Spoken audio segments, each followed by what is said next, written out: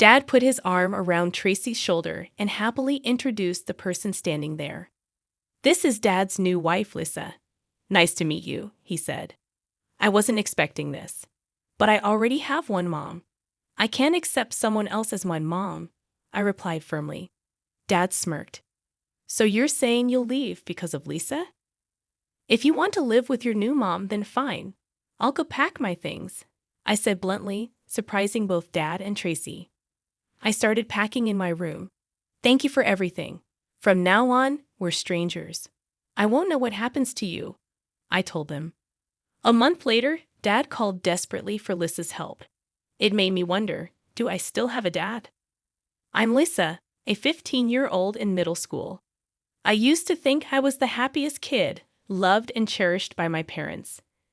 But things changed when I was in 6th grade. "Are you Lisa?" a flashy woman asked me one day after school. I froze. Ever since I started school, I'd learned 5 important phrases: don't go, don't ride, shout, run away, and tell someone. They were for staying safe. "I'm a friend of your dad," the woman said with a big smile, her blonde hair styled up and wearing large sunglasses and bold clothes.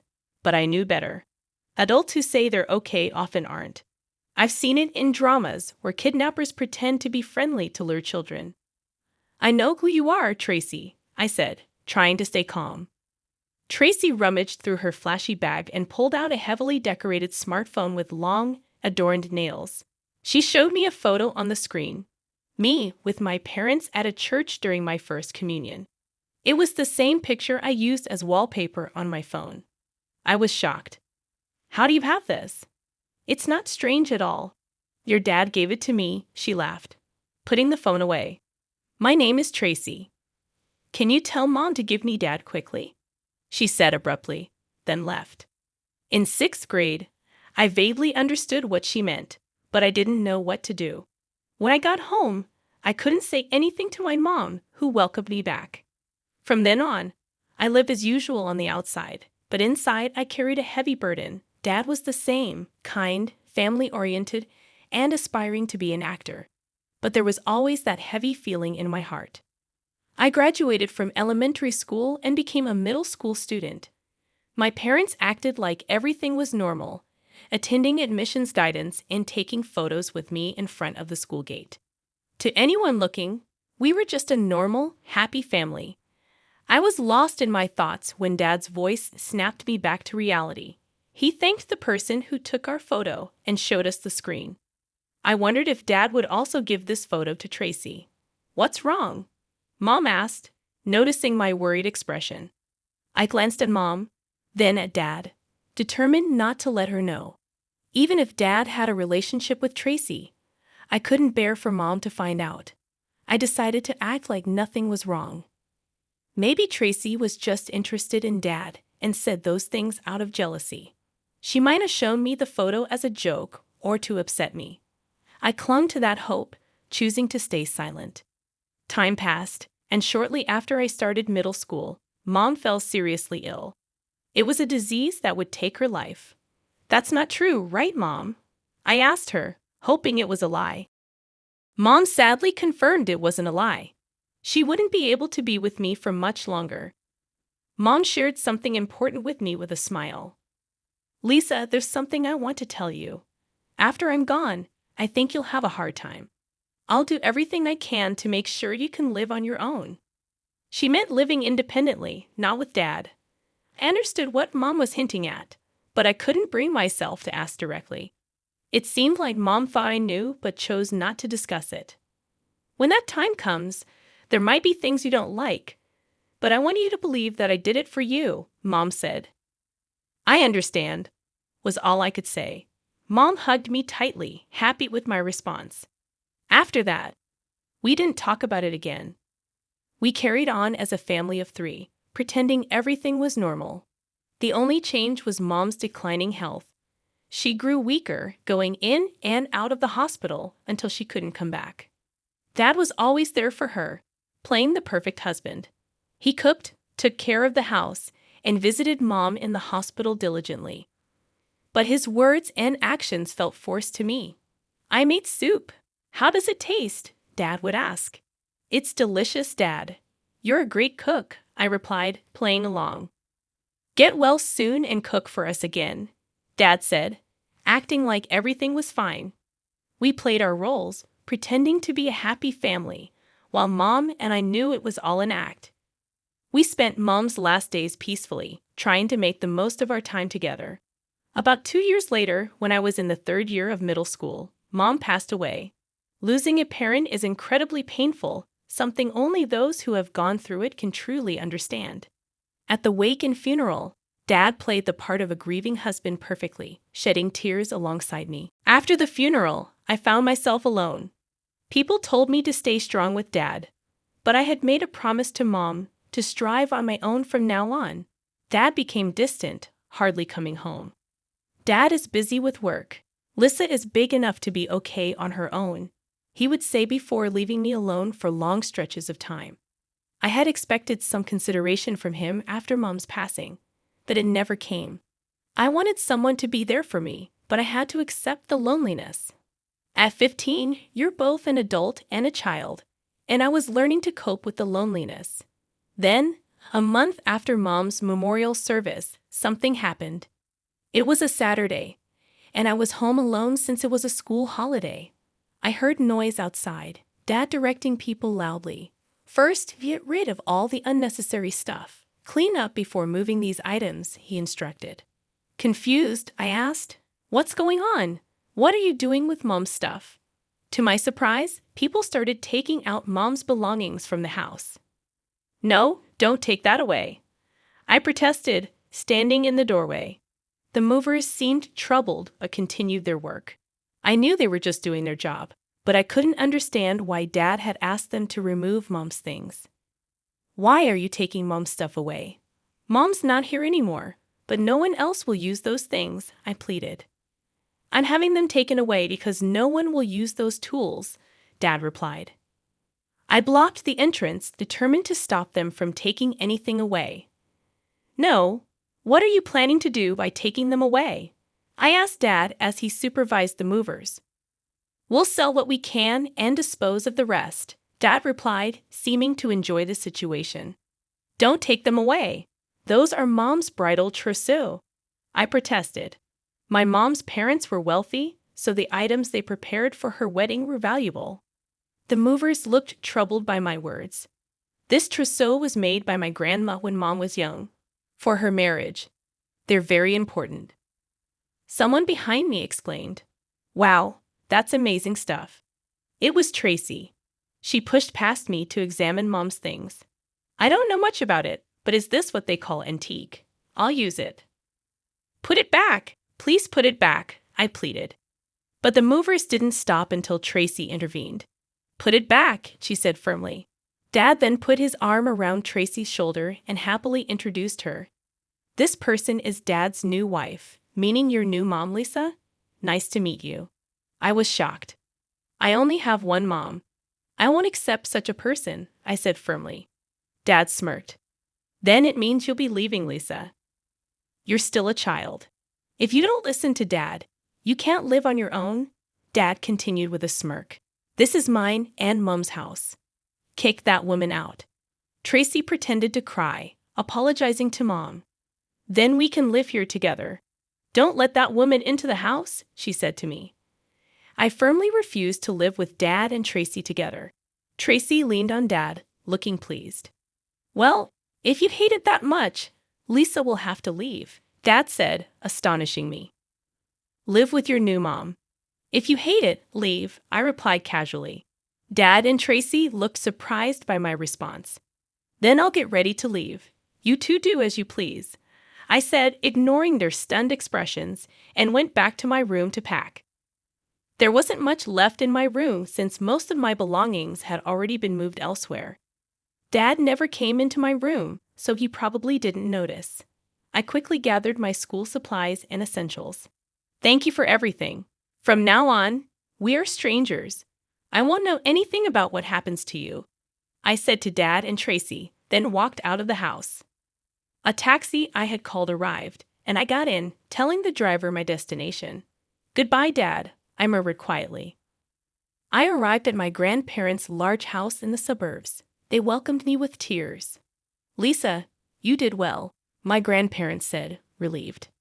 We were completely deceived all this time, playing the roles of the good husband and father.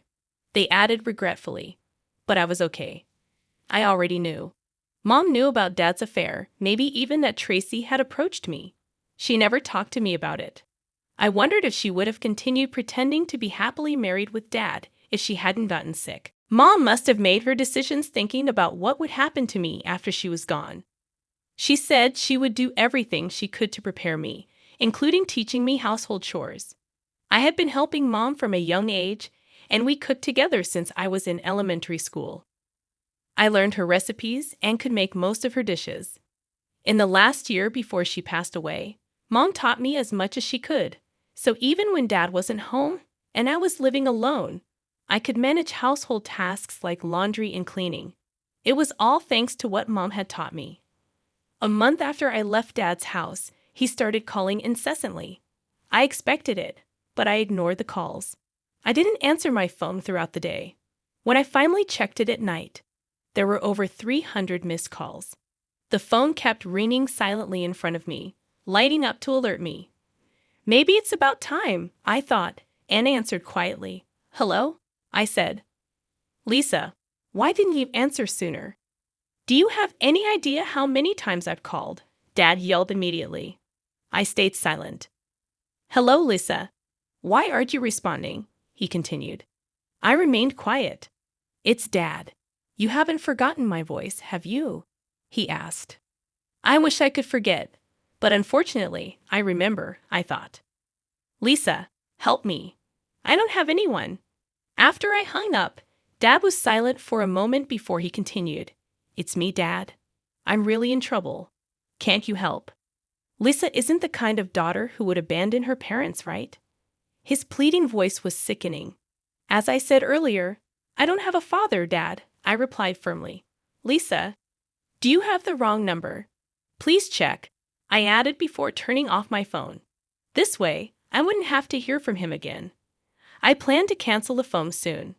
The next day, Dad and Tracy showed up at my grandparents' house. Let me see, Lisa. You must have influenced her. Send her back right now, Dad demanded. That's right. A young and beautiful mom came to pick you up. So hurry back home, Lisa. I'll forgive you now. Give back that house, Tracy chimed in. But they were kicked out because they came to my grandparents' house. Before Mom passed away, she transferred ownership of various properties, including the house, to me. The house was a gift from my grandparents when my mom got married. Knowing about her illness, Mom acted quickly and transferred ownership to me. She even paid the inheritance tax properly. However, she didn't inform Dad, so Dad must have thought he had rights over the house, believing Mom's estate belonged to him. That's why he panicked. I asked a lawyer, who was my guardian, to send a notice of eviction to Dad once I learned the facts. The notice stated he had to vacate within a month or I would sue. It was clearly written. At the same time, I had the lawyer write that all the furniture in the house belonged to me, and if anything was damaged, I would claim compensation. Before leaving, I had taken photos of all the household items. I remembered the movers handling things quite roughly, and I worried that Tracy may have caused some damage.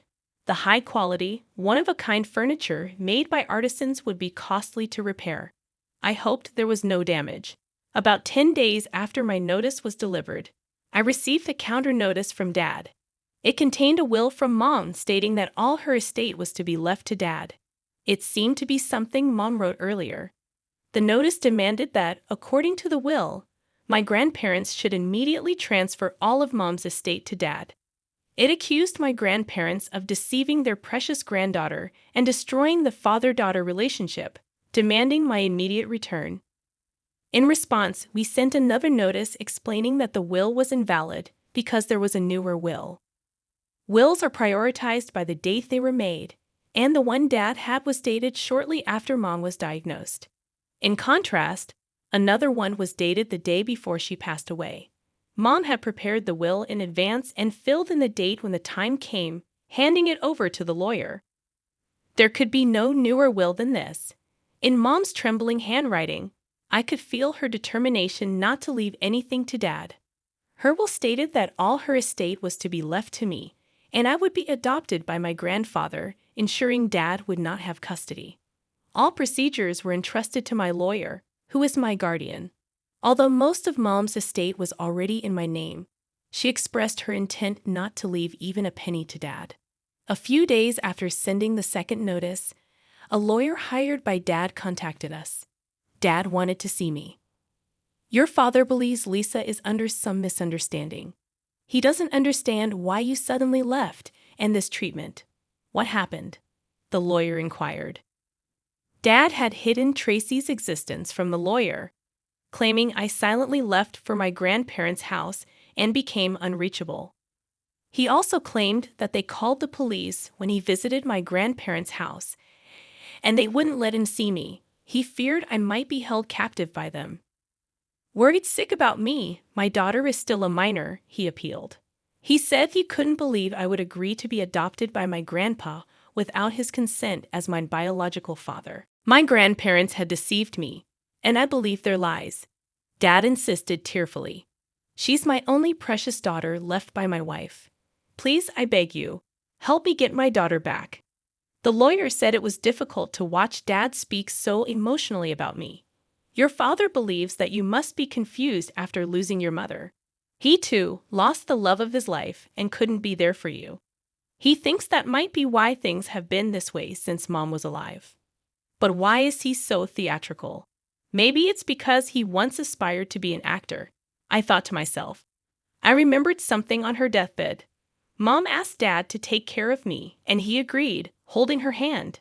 Even my skeptical grandparents were moved to tears by this scene, like something out of a drama. I watched coldly as Dad held Mom's hand. I felt no warmth of affection there. He continues to act until the end, doesn't he?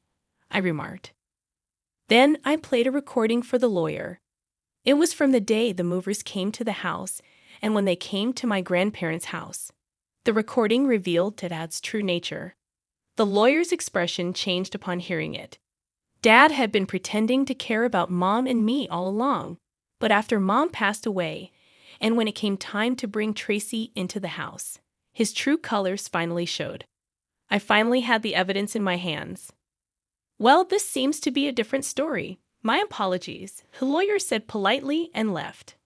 Later, he informed me that he had declined Dad's request and was suing him for breach of contract for lying about the circumstances. After all of this, no one will be willing to represent your father. Indeed, if he told the truth, no one would take his side. But why did Dad continue this act, and why did Mom accept it? There was a reason. Dad was Mom's first love. When she was a middle school student, the same age as I am now, she went to see a play and became a fan of Dad. At the time, Dad belonged to a small theater group and was aspiring to be an actor. Mom started supporting him, and they began dating. My grandparents were against the relationship because Dad was 8 years older and an unsuccessful actor. But shortly after Mom graduated from college and became pregnant with me, they reluctantly allowed the marriage under the condition that they take Mom's surname. Mom was the only daughter of a big company's president. Dad quit acting after getting married and joined a subsidiary of my grandpa's company. Since then, my grandpa had always been watching Dad. We never really trusted him, always feeling that something was off about him. But seeing him at the hospital, I thought he truly loved Mom and me. Dad may not have succeeded as an actor, but he was very good at deceiving us. I, too, would have continued to believe he was a wonderful dad if I hadn't met Tracy. He's really good at acting. But then, how did Mom realize? As I wondered, my grandma showed me a letter from Mom. It was a letter entrusted to the lawyer to be given to my grandparents after her death. Mom had grown suspicious of Dad after they got married. Despite previously adoring him, she started to feel his behavior was fake after she was conceived. Perhaps it was Mom's intuition. When she started investigating because of her suspicions, she discovered Dad had several women. He had many fans who supported him financially because of his good looks. Even so, Mom tried to believe that she was chosen among many, but she eventually learned what people around her were saying. I bagged the president's daughter. I'm going to be the president myself eventually. I don't love her. But she's wealthy, so I'll take care of her. Dad had always seen Mom as a cash cow. Even when she was just a fan, she was shocked to discover this. But she hoped that once the baby was born, they could be happy as a family. After I was born, Dad became a perfect father on the surface, and everyone was deceived. But Mom continued to struggle with wanting to believe in him and not being able to. She kept investigating him regularly. Then Tracy came into the picture. Tracy was a worker at a nightclub Dad frequented. She believed Dad was the heir to a large company and became his mistress, thinking she could replace Mom if Mom stepped aside. But in reality, Dad was just Mom's husband, not my grandpa's son. Tracy didn't know that and came to me with such intentions. Dad and Tracy eventually gave up and left the house. Even if the affair came to light, Mom, who could have filed for divorce, was no longer there. They had nothing more to lose or pay, and they seemed resigned to their fate. But I could sue them. I made sure they knew that. The day Tracy met me, a little girl, she had tried to pressure Mom into leaving by revealing her presence, an act that could be described as maliciously obstructing custody. Simply put, it's possible to claim damages against a mistress who tries to take a parent away from a small child. Tracy denied doing such a thing, but a detective I had hired happened to capture the incident on video. Tracy begged for forgiveness, asking me not to sue, but I was relentless. As a result of the lawsuit, Tracy's actions became widely known, and she could no longer work at the club where she had caused various problems. The club, a high-end establishment, values its reputation above all, and they couldn't afford to employ someone like Tracy. The club asked Tracy to resign, and Tracy threatened to sue me for defamation. I told her to go ahead with suing me. It wouldn't bother me at all. In fact, it would probably be more troublesome for Tracy. In the end, she didn't sue and left the club. It's unlikely she'll be able to work in such high-end places anymore. My lawsuit is still ongoing. Even if I win, I won't get much money, but that's not the point. I will not let them escape. I intend to fight to the end. Dad could no longer stay at his company. Originally, he got in through my grandpa's connections, and being the son-in-law, he was expected to eventually take over. So no one could say anything against him, no matter what he did. However, this incident, being kicked out of the house by his own daughter, and the revelation of his long-standing affair with Tracy made everyone aware. It turns out he wasn't very competent at his job to begin with. Well, he could always put on a competent face. Acting was the only thing he was good at, making him seem like a sharp individual. But frankly, he was incompetent. Everyone came to realize this once again. Really, with all that acting talent, and yet not making it as an actor, the entertainment industry must really not just be about talent. Maybe those who are called stars have something Dad lacked, an aura perhaps. Anyway, with Dad's true nature exposed, all the pent-up grievances of those around him erupted. He became a pariah everywhere he went, not just among his colleagues, but also among clients who looked at him with disdain. Because he had a decent appearance, even the female employees who were once favorable towards him now looked at him with contempt. He stayed at the company for a while, trying to make himself small, but eventually the situation became too unbearable and he quit. Now he's supposedly living in a small apartment with Tracy. He's called a few times asking for help. But we are strangers now, and not just any stranger. I have no obligation to help someone I detest. As expected, Tracy did damage my mom's bridal attire. So when I demanded compensation, they paid up, probably thinking they couldn't afford another lawsuit. They might have used Dad's severance pay or savings, or they might even be in debt, but that's none of my concern. I made it clear before. From now on, it's up to the two of you. I have officially become my grandpa's adopted child, though it doesn't change my name or much else, just the legal relationship. From high school, I'll be studying abroad, preparing to take over my grandpa's legacy.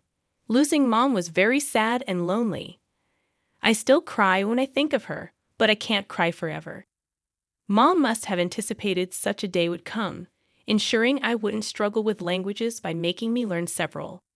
She really raised me to survive on my own, no matter where I go. I feel this deeply. I'm just starting to walk towards a bright future for myself to meet Mom's expectations.